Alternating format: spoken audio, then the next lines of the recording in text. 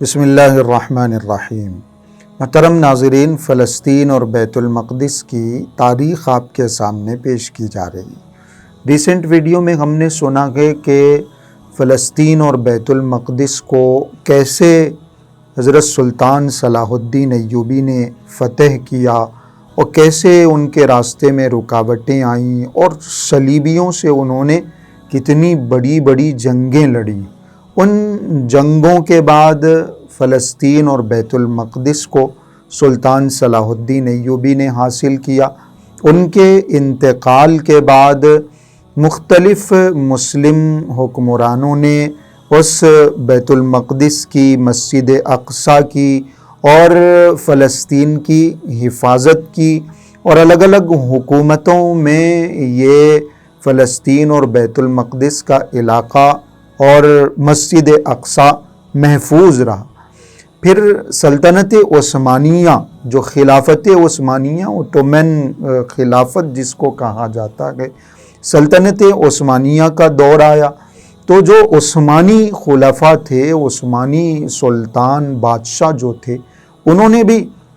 بیت المقدس کی خوب خدمت کی اور اس کو انہوں نے اور زیادہ محفوظ کرنے کی کوشش کی۔ یہ جو سلطنت عثمانیہ کا دور ہے، اس دور میں ایک موقع ایسا آیا کہ دنیا بھر سے یہودیوں کی دلچسپی فلسطین کے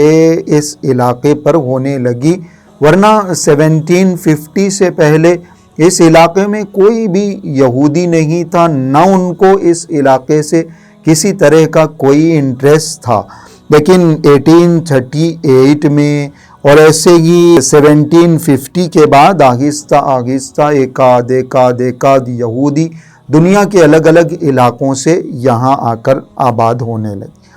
پھر 1897 میں ایک یہودیوں کی تنظیم کا وجود ہوا جس کو کہا جاتا ہے ورلڈ زائونسٹ آرگنائزیشن، عالمی صہیونی تحریک، جن کا سب سے بنیادی مقصد اور اصل ان کا ٹارگٹ یہی تھا کہ فلسطین کو ہم دوبارہ حاصل کریں گے، بیت المقدس کو اپنے کنٹرول میں لیں گے اور مسجد اقصیٰ کو شہید کر کے وہاں ہیکل سلیمانی، یعنی جس کو تھرڈ ٹیمپل کہا جاتا ہے یا سلیمان ٹیمپل کہا جاتا ہے، اس کو ہم آباد کرنے کی، اس کو دوبارہ تعمیر کرنے کی کوشش کریں گے۔ یہ تنظیم دنیا بھر کے یہودیوں کو موٹیویٹ کرتی رہی، ان کو ترغیب دیتی رہی کہ اپنے اپنے علاقے چھوڑو اور فلسطین میں جا کے آباد ہو جاؤ، وہاں جا کے بس جاؤ، وہاں کے لوگوں سے، مسلمانوں سے مہنگے داموں میں بھی اگر زمین خریدنی پڑے تو پھر وہ زمین خریدو، لیکن اپنا وطن فلسطین کو بنانے کی کوشش کرو۔ اس وقت جو اس تنظیم کا، اس آرگنائزیشن کا، زائونسٹ آرگنائزیشن کا جو پریسیڈنٹ تھا، تھیوڈر ہرزل اس کو کہا جاتا ہے، جس کو فادر آف ماڈرن زائونزم کہا جاتا ہے، جس نے اس تحریک کو وجود میں لایا، زندہ کیا، اور یہ جو آج تک پوری تحریکیں چل رہی ہیں اور فلسطین کو اپنے کنٹرول میں لینے کے لیے اسرائیل جو کچھ کر رہا ہے، اس کے پیچھے اصل ہرزل کا ہی ہاتھ ہے۔ تو اس نے باضابطہ یہودیوں کو فلسطین کے علاقے میں بسانے کے لیے اس وقت کے جو سلطان تھے، خلافت عثمانیہ کے سلطان عبد الحمید، ان سے جا کر ملاقات کی، اور صرف ان کو گزارش نہیں کی گئی، ان کے سامنے درخواست نہیں رکھی گئی، بلکہ ان کو لالچ دیا گیا، بتایا گیا کہ 250 ملین فرینک آپ کو دیے جائیں گے، مال و دولت کا انبار لگایا جائے گا، اور پھر ہمارے جو یہودی، ہماری کمیونٹی کے جو لوگ آپ کے پاس آئیں گے، وہ اپنا کوئی الگ ملک نہیں بنائیں گے، اپنا کوئی الگ قانون نہیں بنائیں گے، آپ کی حکومت میں آپ کی تابعداری کرتے ہوئے فلسطین میں آباد ہونے کی کوشش کریں گے، ہمیں بس یہاں فلسطین میں رہنے کی اجازت دی جائے۔ اس وقت حالانکہ سلطان عبدالحمید کا اور جو خلافت عثمانیہ کا مسئلہ تھا وہ بہت کمزور ہوتا جا رہا، ان کو ضرورت تھی مال کی، ان کو ضرورت تھی سپورٹ کی۔ اگر یہ اسرائیلیوں کی، یہودیوں کی اس آفر کو قبول کر لیتے، ان کی حکومت شاید کچھ اور سال تک، ان کی خلافت شاید کچھ اور سال تک زندہ رہتی، باقی رہتی، ان کا وجود کچھ اور سال تک ڈیلے ہو جاتا، لیکن سلطان عبدالحمید کے اندر ایمانی غیرت تھی، انہوں نے صاف لفظوں میں اس پیشکش کو ٹھکرا دیا، اس آفر کو ماننے سے انکار کر دیا۔ آپ کتابیں پڑھیے، آپ ہسٹری پڑھیے، قربان جانے کو دل کرتا ہے کہ سلطان عبدالحمید نے کیسے دو ٹوک انداز میں ہرزل کو جواب دیا اور بتایا کہ ہم فلسطین کا یہ علاقہ تمہارے حوالے نہیں کر سکتے، ہم فلسطین میں باضابطہ یہودیوں کو آباد ہونے کی اجازت نہیں دے سکتے، فلسطین کے اس علاقے کو یہودیوں کا علاقہ نہیں کہا جا سکتا۔ ان کے جو الفاظ ہیں وہ بڑے ایمان افروز الفاظ ہیں۔ انہوں نے کہا کہ اللہ کی قسم، بیت المقدس کی ایک مٹھی بھر مٹی مجھے ان تمام چیزوں سے زیادہ محبوب ہے جس کی تم مجھے لالچ دے رہے۔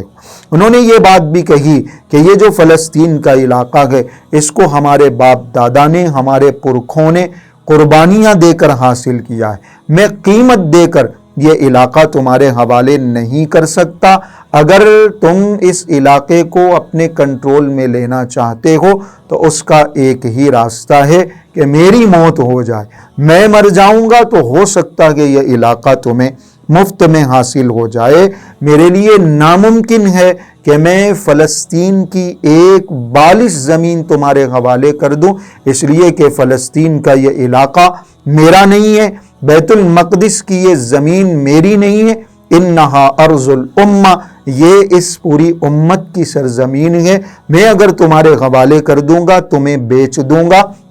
تو یہ امت کے ساتھ، امت محمدیہ کے ساتھ خیانت ہوگی۔ اگر میں ایسا کوئی معاہدہ کرتا ہوں، ایسی کوئی ڈیل تمہارے ساتھ کرتا ہوں اور اس زمین کو تمہارے نام کر دوں گا تو اس کا مطلب یہ ہے کہ میں اپنے ہی فلسطینی، اپنے ہی مسلمان بھائیوں کی موت پر، ان کے وجود کے ختم ہونے پر میں دستخط کر رہا ہوں، اس لیے اس علاقے کو میں بالکل بھی تمہارے حوالے نہیں کر سکتا۔ صاف لفظوں میں سلطان عبدالحمید نے منع کر دیا، لیکن پھر وہ چونکہ ان کی ایمانی غیرت تھی اور ان کے اندر وہ جذبہ تھا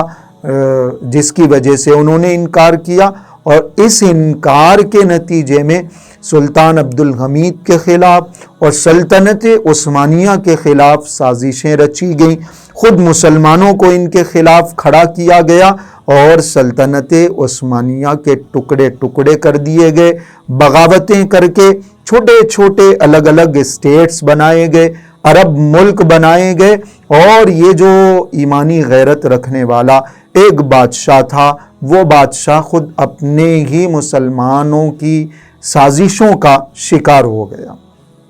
سلطنت عثمانیہ ٹوٹ گئی، اور جب سلطنت عثمانیہ ٹوٹی تو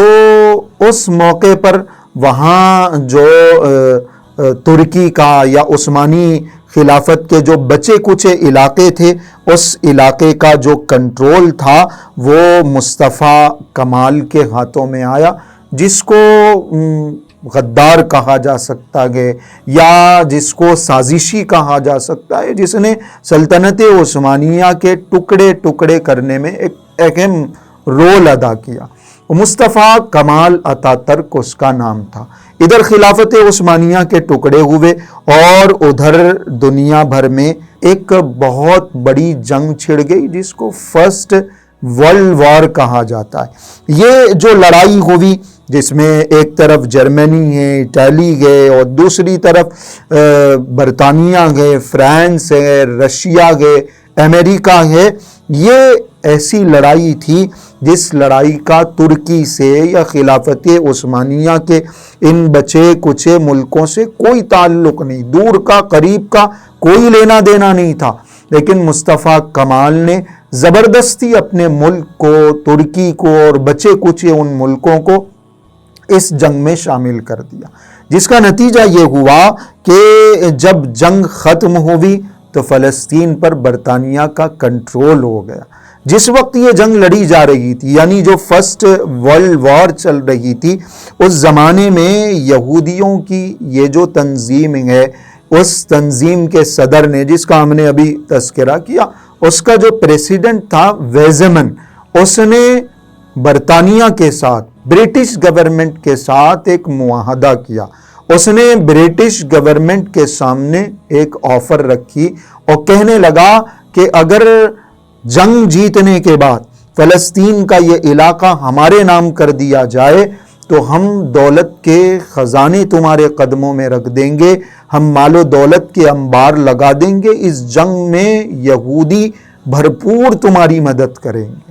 وہ جو برطانیہ کا وزیر خارجہ تھا، جو فورن سیکریٹری تھا، جس کو بلفور کہا جاتا ہے، اس نے ایک باضابطہ معاہدہ کیا جس کو بلفور ڈکلیریشن کہا جاتا ہے، اور اس معاہدے میں، اس ڈکلیریشن میں یہ بات بتائی گئی کہ یہ جو فلسطین کا علاقہ ہے یہ یہودیوں کو دے دیا جائے۔ باضابطہ یہ بتایا گیا کہ یہ فلسطین کا علاقہ نیشنل ہوم ہے، ہوم لینڈ ہے، یہ ان کی اپنی زمین ہے، اس لیے ان کو یہاں باضابطہ بسنے کی، یہاں آ کے آباد ہونے کی اجازت ہے۔ یہ اعلان کیا گیا، یہ ڈکلیئر کر دیا گیا، جس کے نتیجے میں دنیا بھر سے یہودی اس علاقے کی طرف رخ کرنے لگے، یہاں آ کے آباد ہونے لگے۔ یہ جو فرسٹ ورلڈ وار ہے 1918 میں، یہ فرسٹ ورلڈ وار ختم ہو گئی، اور جب یہ جنگ ختم ہوئی تو عراق کا علاقہ، حجاز کا علاقہ، فلسطین اور جارڈن کا، ایجپٹ کا علاقہ برطانیہ کے کنٹرول میں چلا گیا۔ لبنان اور شام کا جو علاقہ ہے سیریا کا، یہ فرانس کے قبضے میں اور اس کے کنٹرول میں چلا گیا۔ اب فلسطین چونکہ برطانیہ کے قبضے میں ہے، برطانیہ کے کنٹرول میں ہے، اور خود برطانیہ کی طرف سے باضابطہ اس کو یہودیوں کی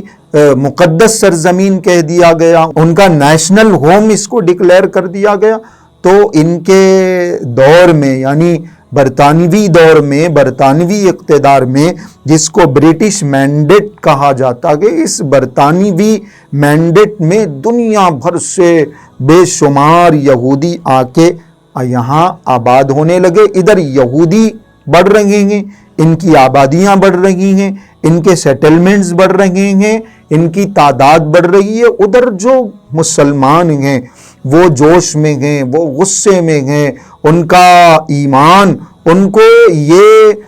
ان کا ایمان گوارا نہیں کرتا کہ یہاں ان کو آ کے بسنے کی اجازت دی جائے، جس کے نتیجے میں یہودیوں اور مسلمانوں کی آپس میں لڑائیاں ہونے لگیں، وائلنس ہونے لگا، جھگڑے ہونے لگے، اور ان یہودیوں کی سازشیں اتنی زیادہ بڑھ گئیں کہ فلسطین کے علاقے سے خود برطانیہ نے نکل جانے کا ارادہ کر لیا۔ برٹش مینڈیٹ جو تھا وہ جا کے ختم ہو گیا، اور یہ جو علاقہ تھا فلسطین کو، جو برطانیہ نے اپنے کنٹرول میں لے رکھا تھا، اس علاقے کو چھوڑ کر اس نے اقوام متحدہ کو، UN کو ذمہ داری سونپ دی اور کہہ دیا کہ تم جانو، اس علاقے کے لوگ جانیں، اور یہاں جو ڈکلیئر کرنا ہو، جو فیصلہ سنانا ہو، تم سنا لو۔ اقوام متحدہ نے، UN نے 1947 میں ایک